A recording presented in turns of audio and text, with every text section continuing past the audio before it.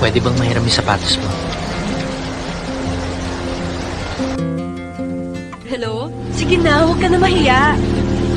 Nagbukas ang pelikula sa isang lalaki na nagbayad ng pamasahe sa taxi, ngunit nagulat ang driver nang mapansin niyang may kasamang mahiwagang kapote ang ibinibay nito. Ang lalaking iyon ay Simon, nakasama ang kanyang kaibigang si Gary, hindi pangkaraniwan ang kanilang hanap buhay. Nagbibigay sila ng aliw sa mga kliyenteng handang magbayad kapalit ng panandaliang kasiyahan. Sa tindi ng init ng araw, habang nasa gym ang magkaibigan, may isang lalaking dumaan sa kanilang harapan. Pumunta Simon sa banyo upang magpalit ng damit, ngunit sinundan siya ng lalaki. Napangiti na lamang Simon dahil tila batid na niya ang intensyon nito. Gayunpaman, tumanggi siya sapagkat mas maskulado pa ang lalaki kaysa sa kanya. Dahil dito, si Gary ang sumaklolo at siya na lamang ang tumanggap ng trabaho para sa araw na iyon. Sa sumunod na eksena, ipinakita ang mag-asawang Laksamana, si Rico na anak ng isang kongresista at ang asawa niyang si Amanda. Ngunit madalas silang magtalo dahil alam ni Amanda na may ibang babae si Rico. Ngunit si Amanda ay mayroon ding sariling karelasyon. Dito napapasok si Mon sa eksena, ang matagal na niyang lihim na kalaguyo. Nang maisara ang pinto, agad na nagbakbakan ang dalawa. At nang matapos ay binigyan ni Amanda si Mon ng pera. Si Mon ay may kasintahang nagngangalang Lisa. Kamakailan lamang ay bumili si Mon ng isang espesyal na regalo para sa kanya bilang tanda ng kanyang pagmamahal. Alam ni Lisa ang uri ng trabaho ni Mon, ngunit hindi ito naging hadlang sa kanilang relasyon. Samantala, pabalik kay Rico at sa pagkakataong ito ay kasama niya si Camille, ang kanyang lihim na kalaguyo. Habang abala ang mga tao sa labas sa panunood ng sabong, si Rico naman ay abala sa ibang klaseng talpakan. Kinagabihan, bumuhos ang malakas na ulan habang si Mon ay nakatambay sa ilalim ng tulay. Sa hindi inaasahang pagkakataon, huminto ang isang kotse malapit sa kanya. Bumaba ang driver at siya pala si Camille. Nilapitan ni Mon si Camille upang tulungan ito sa sasakyan at agad niya naman niya itong naayos. Bilang pasasalamat,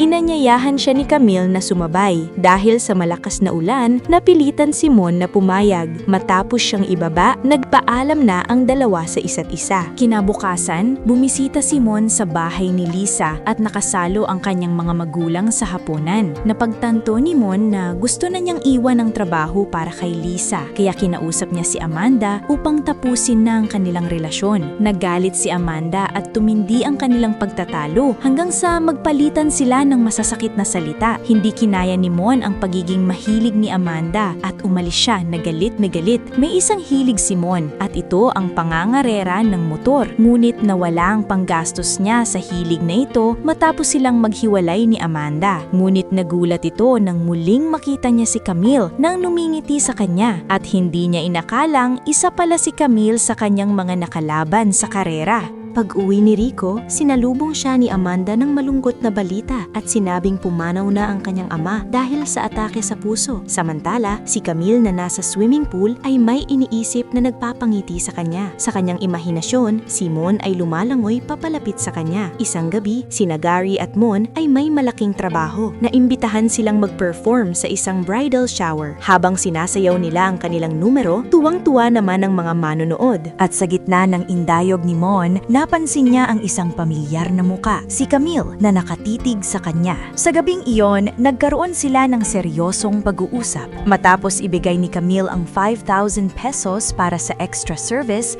ay nagbakbakan na ang dalawa. At matapos ngang matikman ni Mon ang dalawang malalaking pakwan, naging madalas na ang kanilang pagkikita at tuluyang nahulog ang loob nila sa isa't isa. Habang si Lisa naman ay unti-unting napapalayo sa buhay ni Mon. Isang araw, isang lalaking espiya ang palihim na kumuha ng larawan ni Mon at Camille. Lumabas na tauhan pala ito ni Amanda na inutusan upang bantayan ang kabit ng kanyang asawa. Ngunit sa hindi inaasahang pangyayari, laking gulat ni Amanda nang matuklasan na ang kabit ng kanyang asawa ay siya rin palang kabit ng kanyang kabit. Agad na ipinakita ni Amanda ang larawan kay Rico na labis ding nagalit. Tulad ng inaasahan, hindi na siya nagdalawang isip at agad na tumungo kay Camille upang ipakita ang kanyang galit. Sinubukan niyang iligpit si Camille, ngunit bago siya tuluyang maubusan ng hininga, nakakuha si Camille ng isang matigas na bagay at ipinalo ito sa ulo ni Rico, dahilan upang agad itong mawalan ng malay. At dahil sa matinding takot, agad na umalis si Camille. Samantala, lihim na sumunod si Amanda upang masaksihan kung paano bubugbugin ni Rico si Camille. Nagulat siya sa kanyang natuklasan. Sa halip na si Camille ang biktima, si Rico ang nakahandusay at walang malay sa sahig. At sa labis na takot, nagtungo si Camille kay Mon. Ngunit hindi niya ito naabutan. Ilang sandali lamang, dumating ang mga tauhan ni Amanda upang kunin siya. Pinagtanggol siya ni Gary, ngunit isa sa mga lalaki ang nakabaril sa kanya. Pagdating ni Mon, laking gulat niya nang makita si Gary na nakahandusay at sa huling sandali, isinalaysay nito ang lahat ng nangyari bago tuluyang mawalan ng hininga. Di nagtagal, palihim na nagkita sina Mon at Camille. Nakiusap ang dalaga na tulungang siyang makatakas kay Amanda na natiyak na maghihiganti sa ginawa kay Rico. Dahil dito, wala nang ibang pagpipilian si Mon kundi magpatibay ng loob at dalhin si Camille sa bahay ng kanyang kasintahang si Lisa upang pansamantalang magtago roon. Pagkatapos nito, muling pinuntahan ni Mon si Amanda upang makiusap, ngunit naging matigas ang loob ni Amanda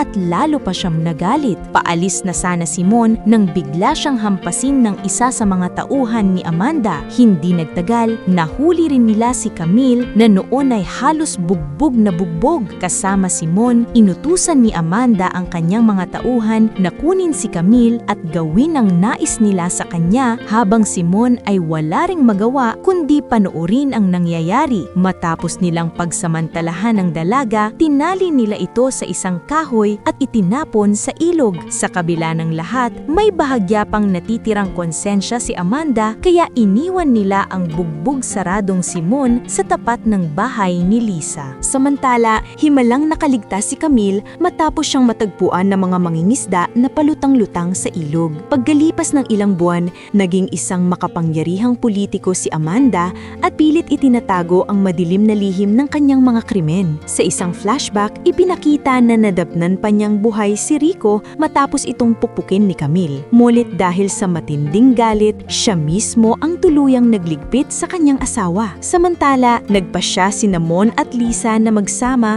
at tuluyang iwan ang dating trabaho ni Mon, habang si Camille naman ay nanatili sa pamilyang nagligtas sa kanya. At dito nagtatapos ang ating kwento. Sana nagustuhan ninyo ang aking pagsasalaysay. Maraming salamat sa inyong suporta at pananood. Huwag kalimutang i-like at i-share ang video sa inyong mga kaibigan. Hanggang sa susunod na kwento, paalam!